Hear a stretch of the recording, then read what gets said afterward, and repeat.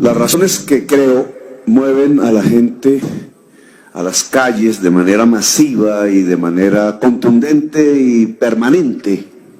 Esta movilización pasará el año entrante y escalará. Lo que he visto aquí entre todo el gobierno presente y algunos miembros del comité de paro es pensar que la gente ha salido a las calles por unos anuncios, unos hechos, unos proyectos futuros de reformas. Completamente equivocados. La gente no está saliendo a la calle por esos anuncios que unos gremios, unas personas, como dice la ministra del Trabajo, que no puede ella evitar, han pronunciado. Esa es una manera de no entender lo que está pasando en la sociedad colombiana. La sociedad colombiana está saliendo a las calles por leyes existentes, por unas realidades existentes, no futuras, no programadas, no anunciadas. Porque al cabo de un cuarto de siglo más o menos, se ha percatado de que esas leyes le conculcan derechos fundamentales. Tenía que pasar medio siglo, 25 años, en el caso de la ley 100, de la ley 50, de la ley 30, porque no había otra manera de percibir en la vida cotidiana que esas leyes, contrario a lo que decían, no garantizaban derechos. La gente está en las calles porque sabe que no hay calidad en la salud pública que la ley 100 prescribió. La gente está en las calles porque saben que a pesar de haber ahorrado 25 años en fondos privados de pensiones, los fondos privados de pensiones creados en la ley 100 no dan pensión. Los engañaron, los estafaron, se sienten estafados. Es clase media que ahorraba en los fondos privados y que se han dado cuenta que han invertido los ahorros de su vida en un negocio de dos grandes sujetos muy poderosos en Colombia, Luis Carlos Sarmiento y el Grupo Empresarial Antioqueño, que se quedaron con los ahorros, que los usaron en sus lógicas empresariales. La juventud que sale a las calles, el muchacho Dylan que mató el Estado, no estaba en una universidad, ni pública ni privada, se graduaba ese año en el bachillerato, lo que quería era ingresar a una universidad. La mayor parte de la juventud colombiana sabe y no está en el desacierto, no la han mal informado, no se ha engañado, no ha sido manipulada, que la mayoría de ellos no pueden ingresar ni ingresarán en su vida a ninguna universidad, porque la ley 30 no lo permite, no le financia la posibilidad de acceder a una universidad pública gratuita. Usted hablaba de los 9 millones de personas que no tienen derechos, dice usted, que no tienen salarios, que están por fuera de todo. ¿Usted sabe qué pasaría en esas familias si los hijos de esas familias pudieran ingresar a una universidad? ¿Cuánto vale eso? ¿Ha hecho el cálculo, ministra del Trabajo? Vale 14 billones de pesos al año que toda la juventud entre a una universidad. ¿Y esos 14 billones lo tenemos? Solo miren la reforma tributaria y lo que le van a reducir a las empresas, ministro de Hacienda, y ahí tiene la plata. Pero no. Aquí no se trata de que la juventud toda de Colombia pueda ingresar a la educación superior.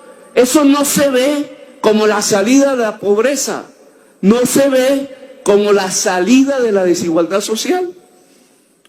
Usted, ministro de Hacienda, acaba de dar una explicación, le quiero decir, irreal, del problema de la desigualdad social y la pobreza en Colombia. No es que es un problema de legalidad. Eso escribió Duque en el programa. Eso no es cierto. No es porque hay una formalidad y una informalidad que divide la ley, por lo cual Colombia es uno de los países más desiguales del mundo o tiene los niveles de pobreza que tiene. No, es porque a la juventud no se le deja estudiar. Senador del Partido Conservador, ¿usted qué dijo? Es que hay que lograr que la expresividad individual se pueda plasmar en la economía, ¿sí? Dele educación a la juventud. Eso no es socialismo. Esa es la economía del siglo XXI. ¿Cuánto vale? 14 billones. ¿Cuánto tenemos en el presupuesto? 200 y pico. ¿Por qué no lo damos? Porque no entra en la cabeza de quienes gobiernan en Colombia. No existe esa voluntad política. ¿Por qué la gente sale a la calle? Porque no tiene pensión. Entonces hablemos de eso. 25 años de existencia de la Ley 100 y de los fondos privados de pensiones. 2 fondos privados administrados por 2 grupos. Uno, Luis Carlos Sarmiento. El otro, el Grupo Empresarial Antioqueño. Manejan 200 billones de pesos. ¿Cuánta gente se ha pensionado en esos fondos? 300.000. La inmensa mayoría de los cotizantes, 8 millones, no tienen pensión. Los estafaron. Dice la ministra del Trabajo, uy, es que ojalá el ministro de Hacienda me dé unos recursitos porque tenemos 150.000 en adulto mayor. ¿Saben que una reforma a la ley de pensiones actual, no en beneficio de Luis Carlos Sarmiento, sino en beneficio de la gente, permitiendo que cotizaran por lo menos hasta 4 salarios mínimos en Colpensiones en vez del fondo privado, le garantizaría a las personas cotizantes pensión en el 75% del salario y no en el 22%, como establece el fondo? Y saben que eso le liberaría a los presupuestos nacional cada año 13 billones de pesos, con los cuales subsidiamos los fondos, los pagos en Colpensiones. Y que saben, si usáramos la mitad de esos 13 billones en las cuotas de bonos pensionales de la población adulto mayor que hoy no tiene pensión, ¿cuánta gente se beneficiaría? Haga las cuentas, ministra del Trabajo. No son 150.000, serían 2 millones de viejitos y viejitas en toda Colombia. 150.000 nuevos, no, 2 millones nuevos, simplemente si la plata no le llega toda a Luis Carlos Sarmiento y al Grupo Empresarial Antioqueño, sino si le llega a Colpensiones y por tanto el Estado libera 6 billones para pagar cada año bonos pensionales de los que hoy no tienen pensión. 2 millones de personas. ¿Saben qué pasa con la tierra en Colombia? Miren lo que dice la ministra del Trabajo. No, hagámosle las vías terciarias hasta los recónditos lugares de tierras infértiles a donde han desplazado al campesino. ¿Y acaso allá donde hicieron Luis Carlos Sarmiento y Odebrecht, o no hicieron la doble calzada famosa con la que se robaron los dineros públicos en el Magdalena Medio, ministro Carrasquilla? ¿Acaso esa tierra que ya tendría doble calzada pavimentada no está llena de un grupo de 50 terratenientes derivados del narcotráfico que desplazaron violentamente al campesinado del Magdalena Medio? Porque esas zonas no son de reforma agraria. Es que entregar la tierra, señor ministro Carrasquilla, a los campesinos no es la forma de disminuir la desigualdad social, superar la pobreza y, óigame bien, Carrasquilla, desarrollar el capitalismo en Colombia.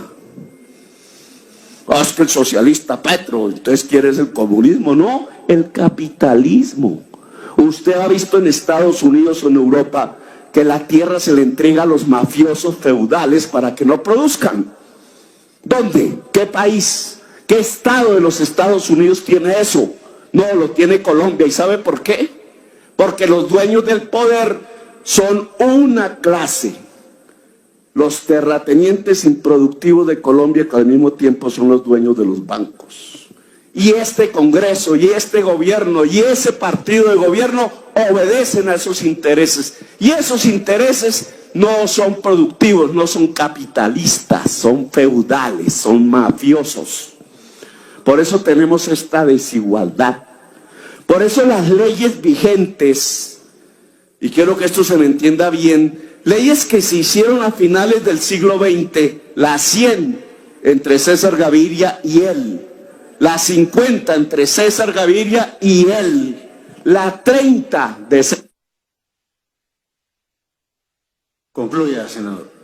Esas leyes son una contrarreforma a la Constitución del 91 que pregonaba garantizar los derechos universales a la educación, a la salud, a la pensión, a la estabilidad laboral. ¿Saben qué está haciendo la gente en las calles? Reclamando la reforma de esas leyes para volver al espíritu de los derechos de la Constitución del 91. O el gobierno acepta esa negociación, que en cierta forma significa superar el neoliberalismo como forma de regulación de un capitalismo raquítico en Colombia, o se conquistan las urnas. Yo invito a Duque. Termine, tiene 30 segundos, senador.